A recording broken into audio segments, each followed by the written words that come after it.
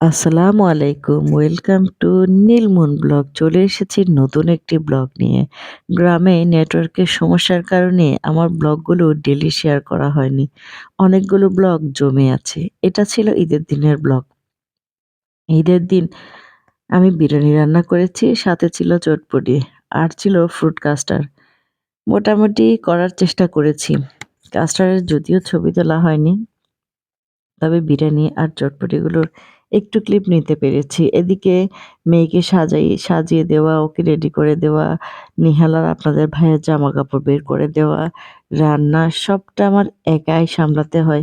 যার কারণে খুব তাড়াহুড়োর মধ্যে পড়ে যাই, খুব ঝামেলার মধ্যে পড়ে যাই।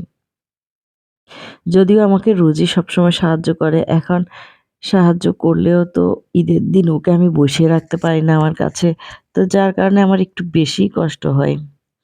আলহামদুলিল্লাহ আমি অনেক গ্রামই দেখেছি, নিজের গ্রাম, বোনদের শ্বশুরবাড়ির গ্রাম। কিন্তু আমার শ্বশুরবাড়ির মতো আন্তরিক মানুষ আমি খুব কমই দেখেছি। ওরা অদ্ভুত রকমের ভালো। ঈদের দিন ওদের যে আন্তরিকতাটা, সবাই আসে, বসে গল্প করে, তৃপ্তি করে খায়। খাওয়ার পরে খাবারটা কেমন হয়েছে এটা বলে যায়। এই জিনিসটা আমার ভীষণ ভালো লাগে। ওদের গ্রামের মানুষগুলো, ওদের চাচাতো ভাই, জ্যাঠাতো ভাই এরা অন্যরকম ভালো, অন্যরকম আন্তরিক। এরপরে মনও রেডি হয়ে বের হয়ে গেছে সালামি নিয়ে। আমিও একটু সাজুগুজু করে গেটআপটা দেখাচ্ছিলাম। আমি এবার ঈদে তেমন কিছুই কেনা হয়নি। তবে চুড়িটা রয়েছে। চুড়িটা বরাবরের মতোই আমার প্রাণের সখী গিফট করেছে। আর এটা ছিল জামা। এই যে মনের ফুল গেটআপ একেবারে রেডি-সেডি হয়ে চলে যাচ্ছে। আর মনকে এই কানের দুলটা গিফট করেছে প্রীতিমণি। কানের দুলটা অনেক সুন্দর হয়েছে, ওর খুবই পছন্দ হয়েছিল। তাই ও এটা ঈদের দিন পড়বে বলেই ঠিক করে নিয়েছে। মাশাআল্লাহ আমার মেয়েটাকে অনেক সুন্দর লাগছে, অনেক কিউট লাগছে। সবাই মাশাআল্লাহ বলবেন। আর আমার ছোট্ট বইটার জন্য দোয়া করবেন। আমার মেয়ে সালামি এগুলো দেখাচ্ছে। এই কার্ডগুলো ও নিজেই বানিয়েছে। প্রচুর মেহমান এসেছে, ব্যস্ততার জন্য ক্লিপ নেয়া হয়নি। এখানে সবগুলোই আমার দেবরের মেয়ে। মাশাআল্লাহ মেয়েগুলো বড় হয়ে যাচ্ছে। মেয়েরাই তো মায়ের শক্তি। আমার দেবরের মেয়েরা একটু, একটু ছোট থেকেই বড় হচ্ছে। আমি প্রতি বছর ওদের একটা ছবি তুলি সব বোনের একসাথে। এদিকে আমার ভিআইপি দেবর চা খাচ্ছে। আমার ভিআইপি দেবরকে আমি চা দিয়েছি। মুহূর্তেই চারপাশ অন্ধকার হয়ে গেছে। মনে হচ্ছে এখনই তুফান আসবে। প্র প্রচণ্ড বাতাস শুরু হয়েছে।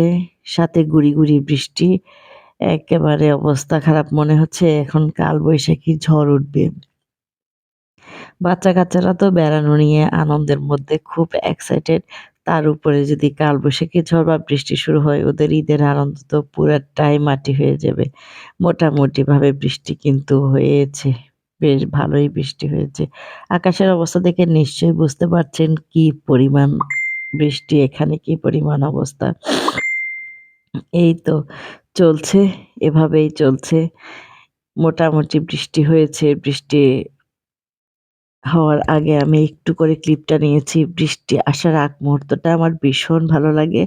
আমি এ সময় প্রকৃতিটাকে খুব বেশি অনুভব করি, বেশ উপভোগ করি। আমি মানে পুরার ফিলিংসটা নেওয়ার চেষ্টা করি বৃষ্টির মুহূর্তটা। বৃষ্টির পরে পরিবেশটা দেখেন।